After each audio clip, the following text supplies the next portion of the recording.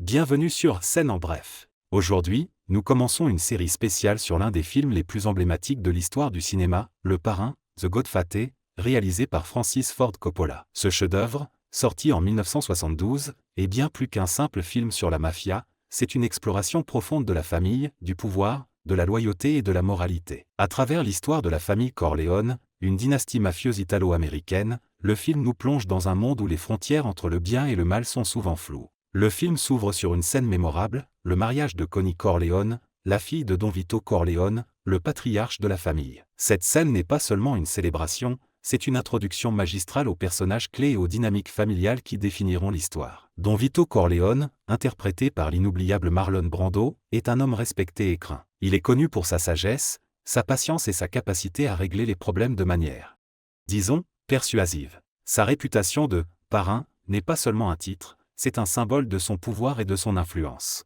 Autour de Don Vito, nous rencontrons ses fils, chacun avec des personnalités et des rôles distincts. Il y a Sonny, l'aîné, impulsif et fougueux, prêt à se battre pour défendre l'honneur de la famille. Fredo, le deuxième fils, est plus effacé et moins impliqué dans les affaires familiales. Et puis il y a Michael, le plus jeune, interprété par Al Pacino. Michael est un vétéran de la Seconde Guerre mondiale, décoré pour son service, et il a toujours cherché à rester en dehors des affaires criminelles de la famille. Il représente l'espoir d'une vie légitime, loin du monde sombre de la mafia. Pendant le mariage, nous voyons Don Vito recevoir des invités dans son bureau. Ces scènes sont cruciales, car elles révèlent comment il opère. Les gens viennent à lui avec des demandes, et en échange, ils lui doivent une faveur. C'est le concept de « favori » qui est au cœur de la philosophie de Don Vito. Un jour, et ce jour pourrait ne jamais venir, je vous demanderai un service en retour. Cette phrase, devenue iconique, résume le code d'honneur complexe qui régit le monde de la mafia. L'un des moments marquants de cette première partie est la demande de Virgile, le Turc, Soloso, un baron de la drogue. Soloso demande à Don Vito de financer son entreprise de trafic de drogue, en échange d'une part des profits et de protection politique. Cependant, Don Vito refuse catégoriquement. Pour lui, la drogue est une entreprise trop risquée et immorale. Il croit que cela détruirait ses relations politiques et corromprait son empire. Ce refus n'est pas seulement une question de principe, c'est une décision stratégique qui aura des conséquences dramatiques. Le refus de Don Vito déclenche une série d'événements qui mettront la famille Corleone en danger. Soloso, frustré et déterminé, décide de prendre des mesures drastiques. Il s'allie avec la famille Tattaglia, une autre famille mafieuse, et planifie une tentative d'assassinat contre Don Vito. Cette tentative marque un tournant dans l'histoire, car elle force Michael, qui était jusqu'alors un outsider, à s'impliquer dans les affaires de la famille. La scène de l'assassinat est l'une des plus tendues du film. Don Vito est abattu alors qu'il achète des fruits dans la rue, une scène qui montre à quel point il est vulnérable, malgré son pouvoir. Heureusement, il survit à l'attaque, mais il est gravement blessé et doit se retirer temporairement des affaires. Cet événement plonge la famille dans le chaos et marque le début de la transformation de Michael. À ce stade, Michael est encore un homme innocent, déterminé à vivre une vie loin du crime organisé. Mais la tentative d'assassinat contre son père change tout. Il commence à s'impliquer dans les affaires de la famille, d'abord pour protéger son père, puis pour venger l'attaque. Sa première action significative est de proposer un plan pour éliminer Soloso et le capitaine de police McCluskey, qui est impliqué dans le complot. Cette première partie du film établit les bases d'une histoire complexe et captivante. Elle introduit les personnages, les conflits et les thèmes qui seront explorés tout au long du film. Mais ce n'est que le début. Après la tentative d'assassinat contre Don Vito, la famille Corleone est plongée dans le chaos. Sonny, l'aîné des fils, prend temporairement le contrôle de la famille. Son tempérament impulsif et viol contraste fortement avec la sagesse et la patience de Don Vito. Sonny dirige la famille avec une main de fer, mais ses actions précipitées mettent la famille en danger. Il est déterminé à venger son père et à protéger la famille, mais sa colère et son manque de stratégie le rendent vulnérable. Pendant ce temps, Michael, qui était jusqu'alors un outsider, commence à s'impliquer dans les affaires de la famille. Sa première action significative est de proposer un plan pour éliminer Soloso et le capitaine de police McCluskey, qui est impliqué dans le complot contre Don Vito. Ce plan est audacieux et risqué, mais Michael est déterminé à protéger sa famille, même si cela signifie plonger dans la violence. La scène du restaurant est l'un des moments les plus tendus et mémorables du film. Michael rencontre Soloso et McCluskey sous prétexte de négocier une trêve. Cependant, Michael a un plan bien différent en tête. Après avoir faim d'aller aux toilettes, il récupère un pistolet caché derrière les toilettes et retourne à la table. Dans un moment de tension extrême, Michael abat froidement Soloso et McCluskey. Cet acte marque un tournant décisif pour Michael. Il n'est plus l'homme innocent qui voulait rester en dehors des affaires de la famille, il est désormais un acteur central dans le monde criminel. Après le meurtre, Michael doit fuir New York et se réfugie en Sicile, la terre de ses ancêtres. Là-bas, il découvre une nouvelle vie, loin des conflits et de la violence. Il tombe amoureux d'une jeune femme nommée Apollonia et se marie avec elle. Cette période de sa vie est marquée par un bonheur et une paix relative, mais elle est de courte durée. La violence et la trahison le rattrapent, et il est forcé de retourner à New York après un tragique événement. Pendant l'absence de Michael, la situation à New York continue de se détériorer. Sonny, toujours en colère et impulsif, mène une guerre ouverte contre les autres familles mafieuses. Cependant, son tempérament le rend vulnérable, et il tombe dans un piège tendu par la famille Tattaglia. Dans une scène choquante, Sonny est tué dans une embuscade, criblé de balles alors qu'il tentait de sauver sa sœur Connie. La mort de Sonny est un coup dur pour la famille Corleone et marque un tournant dans l'histoire. Avec la mort de Sonny et Don Vito toujours en convalescence, la famille est en crise. Michael, bien qu'il ait essayé de rester en dehors des affaires criminelles, est désormais le seul à pouvoir prendre les rênes de la famille. Il retourne à New York, déterminé à protéger sa famille et à restaurer l'ordre. À son retour, Michael commence à consolider son pouvoir. Il prend des mesures audacieuses pour éliminer les ennemis de la famille et renforcer sa position. Cependant, cette transformation a un coût. Michael devient de plus en plus froid et calculateur, éloignant même sa femme,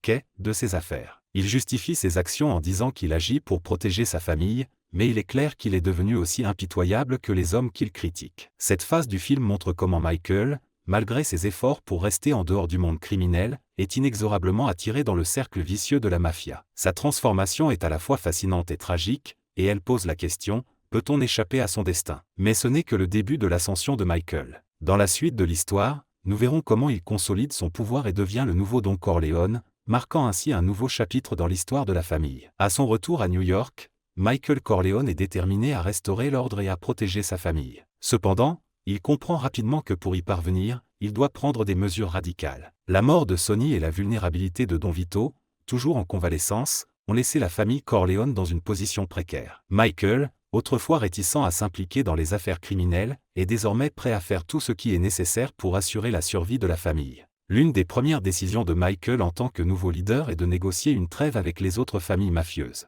Il organise une réunion avec les chefs des 5 familles, y compris les Tattaglia et Barzini, les principaux ennemis des Corleone. Lors de cette réunion, Michael propose une paix temporaire, affirmant que la guerre entre les familles ne profite à personne. Cependant, derrière cette façade de diplomatie, Michael a un plan bien plus sinistre. Pendant ce temps, Michael commence à restructurer les opérations de la famille. Il délègue des responsabilités à des membres de confiance, comme Tom Hagen, le consigliere, et Al Neri, un homme de main loyale. Il éloigne également sa femme, Kay, de ses affaires, lui mentant sur la nature de ses activités. Kay, qui croit que Michael cherche à légitimer les affaires de la famille, est de plus en plus inquiète de son comportement distant et secret. La scène du baptême de Connie, la sœur de Michael, est l'un des moments les plus mémorables et symboliques du film. Pendant que Michael est le parrain de l'enfant, il orchestre une série d'assassinats simultanés pour éliminer les ennemis de la famille. Ces meurtres sont exécutés avec une précision froide et calculée, montrant à quel point Michael a changé. Il n'est plus l'homme innocent qui voulait rester en dehors du monde criminel.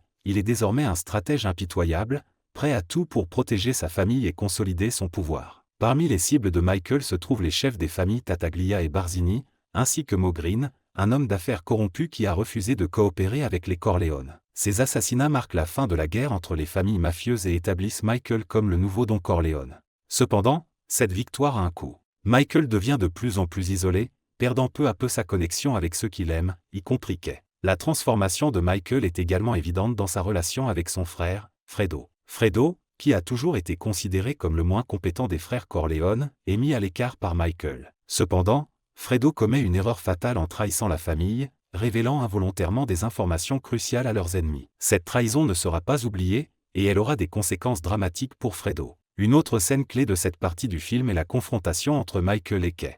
Kay, de plus en plus méfiante, confronte Michael sur ses activités criminelles. Michael nie tout en bloc, affirmant qu'il travaille à légitimer les affaires de la famille. Cependant, Kay n'est pas dupe, et leur relation commence à se détériorer. Cette scène montre à quel point Michael est devenu un maître de la manipulation, même envers ceux qu'il aime. À la fin de cette phase du film, Michael a consolidé son pouvoir et éliminé tous ceux qui menaçaient sa famille. Cependant, cette victoire est amère. Michael a sacrifié une partie de son humanité pour protéger sa famille, devenant un homme froid, calculateur et isolé. Sa transformation en Don Corleone est à la fois fascinante et tragique, et elle pose des questions profondes sur le coût du pouvoir et la nature de la loyauté. Mais l'histoire de Michael est loin d'être terminée. Dans la suite de l'histoire, nous verrons comment il gère les conséquences de ses actions et les nouveaux défis qui se présentent à lui en tant que chef de la famille Corleone. Alors que l'histoire de Vito Corleone touche à sa fin, son héritage continue de façonner le destin de sa famille. Tandis que Michael s'impose à la tête de l'Empire, passé et présent s'entremêlent, dévoilant sacrifices et trahisons.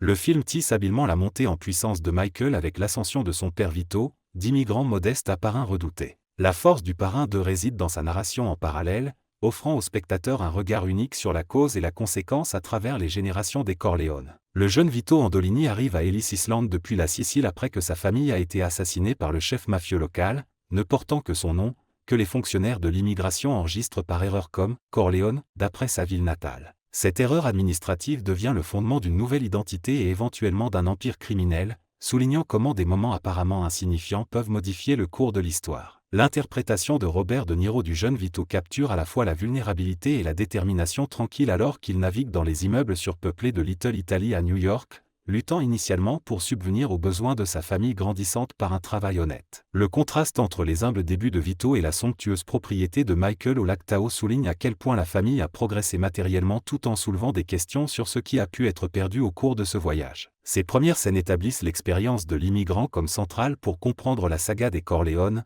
positionnant leurs activités criminelles non pas simplement comme des échecs moraux mais comme des réponses complexes à une société qui offrait des voies limitées vers la sécurité et le respect pour les immigrants italiens.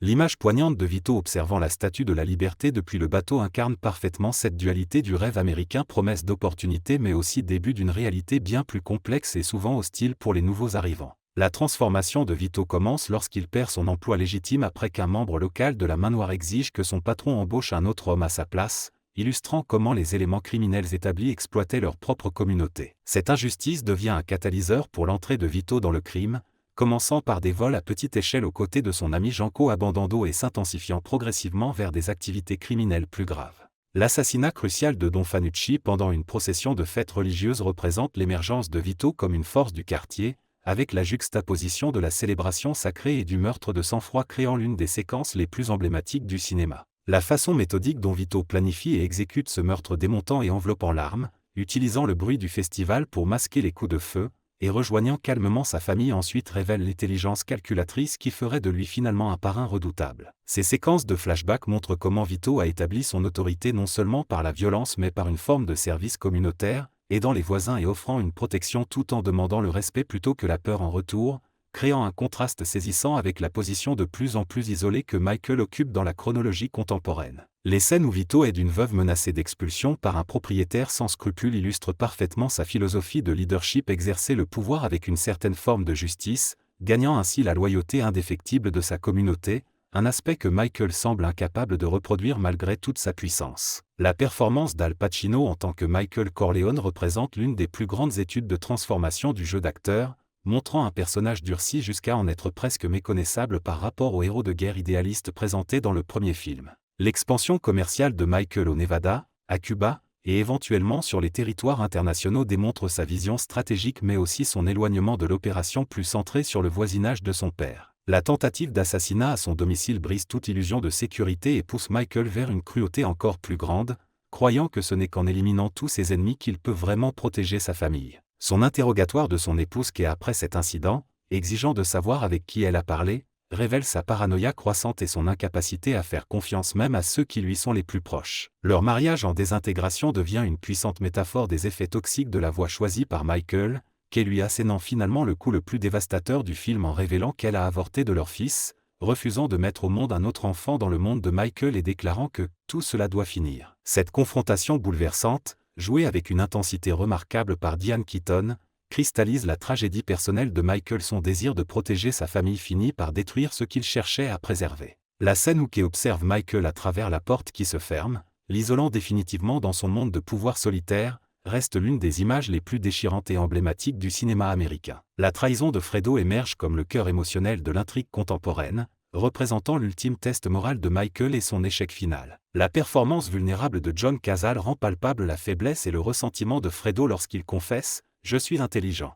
Pas comme tout le monde dit. Comme stupide. Je suis intelligent et je veux du respect ». Cette déclaration déchirante révèle comment le sentiment d'infériorité de Fredo face à son jeune frère tout au long de sa vie crée la vulnérabilité que Hyman Roth et Johnny Ola exploitent pour frapper Michael. La réponse glaçante de Michael « Je sais que c'était toi, Fredo. Tu m'as brisé le cœur, suivi du baiser de la mort établit l'inévitabilité de la punition de Fredo tout en suggérant que quelque chose d'essentiel en Michael meurt avec cette décision. L'exécution différée, réalisée alors que Michael est parrain de l'enfant de sa sœur, crée une autre puissante juxtaposition de sacrement familial et de meurtre qui fait écho au meurtre de Fanucci par Vito, mais sans le sentiment de justice qui accompagnait l'acte précédent. La scène de pêche sur le lac où Fredo, ignorant son destin imminent, partage un moment de connexion fraternelle avec son neveu Anthony, ajoute une couche supplémentaire de tragédie à son exécution imminente. Ce passage tranquille avant l'inévitable, magnifiquement filmé sur le lac Tahoe dans une lumière hivernale froide, souligne la tension entre les liens familiaux authentiques et les impératifs impitoyables du monde criminel que Michael a embrassé. L'intrigue des auditions du Congrès fournit un véhicule parfait pour explorer la tension entre les personnalités publiques et privées des Corleone, alors que Michael tente de maintenir sa façade d'homme d'affaires légitime tandis que son empire criminel fait face à un examen sans précédent. Le personnage du sénateur Pat Jarry illustre l'hypocrisie que Michael méprise, un fonctionnaire public qui s'adonne en privé à des vices tout en condamnant publiquement les personnes même qui les facilitent. La manipulation minutieuse par Michael du repenti Frank Pentangeli démontre sa brillance stratégique, amenant le frère de Pentangeli de Sicile pour lui rappeler silencieusement les valeurs du vieux monde de l'omerta sans qu'un mot ne soit prononcé. Ce témoin silencieux suffit à démanteler l'affaire du gouvernement contre Michael, mettant en évidence sa compréhension des pressions culturelles qui transcendent les structures juridiques américaines. Le suicide subséquent de Pentangeli, se tranchant les veines dans la baignoire à la manière romaine comme suggéré par Tom Hagen, reflète comment même la mort devient un instrument du contrôle de Michael. Cette séquence d'audition, filmée avec une précision clinique, révèle également la transformation de Tom Hagen, superbement interprété par Robert Duvall, devenu complice essentiel des manœuvres les plus sombres de Michael tout en conservant une façade de respectabilité juridique, incarnant la zone grise morale où opère désormais la famille Corleone. Iman Ross émerge comme l'adversaire le plus redoutable de Michael, un personnage inspiré du gangster réel Meyer Lansky qui représente une génération plus ancienne de gangsters évoluant vers la légitimité des affaires. La performance de Lee Strasberg capture la fragilité trompeuse de Ross, un homme qui instrumentalisait sa faiblesse apparente tout en orchestrant des complots complexes contre ses ennemis. Sa célèbre réplique concernant le meurtre d'un autre gangster, « C'est le métier que nous avons choisi », résume son approche pragmatique de la violence comme simple nécessité commerciale. Les séquences à Cuba, sur fond de révolution, mettent en valeur la capacité de Coppola à entrelacer le récit fictif avec des événements historiques, alors que Michael réalise la trahison de Ross précisément au moment où le gouvernement de Batista s'effondre. Ces scènes créent une puissante métaphore sur l'instabilité des empires tant politiques que criminels tout en démontrant la capacité de Michael à s'adapter aux circonstances changeantes plus rapidement que ses rivaux plus âgés. La confrontation finale avec Ross à l'aéroport, où ce dernier est abattu alors qu'il tente de fuir vers Israël, souligne l'implacabilité de Michael et le contraste saisissant entre la vulnérabilité physique de Ross et sa dangerosité intellectuelle, un vieillard malade qui a néanmoins orchestré l'une des plus grandes menaces à l'Empire Corleone. L'exploration des relations familiales se poursuit à travers les relations de Michael avec ses frères et sœurs, particulièrement Connie et Fredo, qui subissent des évolutions dramatiques tout au long du récit. La transformation de Connie, de veuve éplorée en rebelle hédoniste et finalement en alliée de Michael, démontre son propre parcours complexe vers la compréhension et finalement l'acceptation des obligations familiales. Sa rébellion initiale contre Michael, amenant des hommes inappropriés aux réunions familiales et abandonnant ses enfants, représente son rejet de la structure patriarcale de la famille après le meurtre de son mari Carlo. Son retour éventuel et son acceptation des responsabilités familiales marquent une autre dimension tragique de la saga des Corleone, l'attraction gravitationnelle de l'héritage familial qui finit par ramener même ceux qui tentent d'y échapper dans son orbite. La performance nuancée de Talia Shire donne à ce personnage une profondeur remarquable, montrant comment Connie devient progressivement une figure maternelle pour la famille entière, occupant par nécessité l'espace laissé vacant par la mère Corleone après sa mort et parqué après son départ forcé. Ce schéma atteint son point culminant dans le dernier flashback du film, où un jeune Michael annonce son engagement dans les Marines après Pearl Harbor, se séparant des affaires familiales tandis que ses frères et sœurs défendent son choix face à la déception de leur père. Cette dernière scène de dîner en flashback sert de dénouement émotionnel du film, montrant tous les personnages principaux y compris le défunt Sonny et Fredo assassinés réunis autour de la table pour surprendre Vito le jour de son anniversaire. Le placement de cette scène à la fin plutôt que chronologiquement crée un puissant sentiment de perte et d'inévitabilité, soulignant tout ce qui a été sacrifié au cours des décennies depuis ce moment d'unité familiale. L'absence de Michael, qui est sorti pour réfléchir seul, préfigure son isolement éventuel, un homme qui a gagné le monde mais perdu tout ce qui lui donnait un sens. Le contraste entre la chaleur de cette réunion familiale et la froideur des relations contemporaines souligne la trajectoire descendante de la famille malgré son ascension matérielle et son accumulation de pouvoir. L'image finale de Michael assis seul, rappelant le dernier plan du film original, complète le portrait d'un homme devenu l'incarnation du pouvoir mais au prix de son humanité. Ce parallélisme avec le premier film crée un sentiment d'inévitabilité tragique, suggérant que le destin de Michael était scellé dès le moment où il est intervenu pour protéger son père, malgré ses protestations antérieures selon lesquelles « c'est ma famille, ce n'est pas moi ». La partition musicale de Nino Rota, enrichie par les contributions de Carmine Coppola, mérite une attention particulière pour sa capacité à entrelacer les thèmes émotionnels du film. Le thème principal, devenu emblématique du cinéma mondial, acquiert de nouvelles dimensions dans cette suite, où ses variations accompagnent tant les moments de triomphe que les tragédies personnelles des Corleone. La musique sicilienne traditionnelle qui accompagne les séquences du jeune Vito crée un lien viscéral avec les racines culturelles de la famille, tandis que les arrangements plus modernes et parfois dissonants soulignent l'évolution de Michael vers un territoire moral ambigu. Cette dualité musicale renforce brillamment la structure narrative parallèle du film, créant des ponts émotionnels entre les époques et les générations. La photographie de Gordon Willis, surnommé « le prince des ténèbres » pour son utilisation magistrale de l'ombre, amplifie cette richesse thématique à travers des choix visuels délibérés, les séquences siciliennes baignées de lumière dorée contrastant avec l'obscurité croissante qui enveloppe Michael, symbolisant sa descente dans les profondeurs morales de son empire criminel. En fin de compte, Le Parrain 2 transcende le genre du film de gangster pour devenir une méditation profonde sur l'identité américaine, l'immigration et la corruption du rêve américain. À travers le parallèle entre Vito et Michael, Coppola présente deux visions contrastées du pouvoir, l'une ancrée dans la communauté et la protection des vulnérables, l'autre isolée dans les calculs froids de l'expansion et du contrôle. Cette dualité reflète les contradictions inhérentes à l'expérience américaine elle-même, particulièrement pour les communautés immigrées confrontées aux promesses et aux compromis moraux de l'ascension sociale. La tragédie ultime de Michael n'est pas seulement sa solitude, mais la perte de connexion avec les valeurs fondamentales qui avaient initialement motivé son père: protection de la famille, loyauté et un certain code d'honneur, aussi déformé soit-il par le contexte criminel. Son triomphe matériel total coïncide avec son échec spirituel complet, faisant de lui un personnage véritablement tragique au sens classique, un homme détruit par les mêmes qualités qui ont assuré son ascension.